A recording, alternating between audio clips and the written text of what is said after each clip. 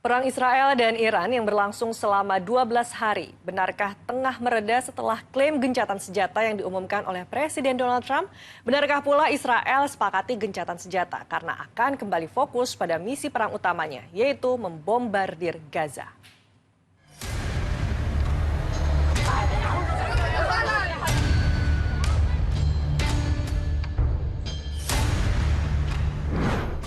Perang Iran versus Israel berlangsung selama 12 hari. Benarkah perang ini betul-betul mereda setelah Presiden AS Donald Trump mengumumkan gencatan senjata?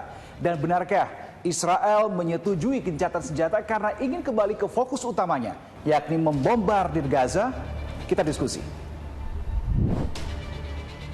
Sejumlah bangunan baik di Iran maupun Israel sama-sama hancur akibat hantaman rudal, balistik, misil hingga pesawat tanpa awak dari kedua negara. Sejak serangan pertama Israel 13 Juni lalu, serangan pun tak henti.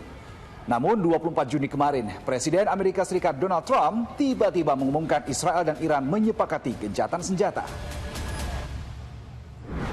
Garda Revolusi Iran atau IRGC mengklaim mengakui kemenangannya dengan memberikan kerugian besar kepada negara Israel.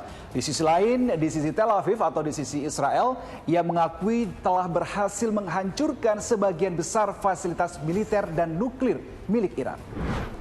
Masih memanasnya konflik Iran dan Israel menjadi antisipasi berbagai negara. 97 WNI yang berada di Iran dievakuasi. 11 WNI yang masuk dalam gelombang pertama pemulangan sudah kembali ke tanah air. Di tempat terpisah, Presiden Prabowo Subianto menggelar pertemuan terbatas bersama jajaran Menteri Koordinator Politik dan Keamanan untuk memastikan kesiapan pemerintahannya dalam menghadapi situasi global ini. Lalu sebetulnya bagaimana kelanjutan perang antara Israel dan Iran? Kepala Militer Israel mengatakan bahwa pasukannya saat ini akan kembali fokus ke jalur Gaza. Dalam pernyataannya, Israel sekarang akan fokus beralih kembali ke Gaza untuk membawa pulang para sandera yang masih ditahan dan membubarkan Hamas. Hingga kini, penyerangan ke jalur Gaza memang masih terus dilakukan oleh tentara Israel. Air mata kembali membasahi wajah warga Gaza yang kehilangan orang-orang terkasihnya. Militer Israel kembali melancarkan serangan ke ribuan warga di selatan dan pusat kota Gaza yang sedang antri mengambil bantuan kebutuhan pokok. 44 orang tewas. Jumlah ini menambah angka korban tewas sejak invasi Israel ke Palestina 7 Oktober 2023 lalu. Jumlah totalnya kini tembus 56.000 orang. Saya bahas bersama dengan pengamat Timur Tengah soal kondisi ini. Bagaimana membaca dinamika yang terjadi?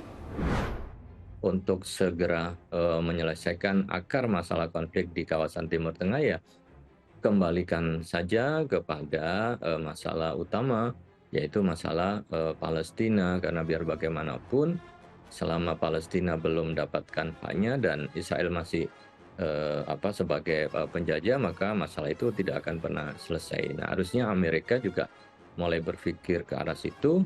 Negara-negara besar lainnya, saya kira Arab, selain negara-negara Arab, Cina, Rusia, Inggris, dan Prancis kan juga sudah mulai memiliki kesepahaman untuk mewujudkan two-state solution yang bisa menjaga stabilitas dan keamanan di kawasan atau regional. Klaim kemenangan dari masing-masing negara, baik itu dari pihak Iran maupun Israel, menunjukkan bagaimana kompleksitas situasi di Timur Tengah saat ini. Bahkan kalau kita melihat perdamaian lewat jalur diplomasi sepertinya masih jauh dari kata terrealisasi. Saya Reno Reksa, kita lanjut diskusi di kolom komentar.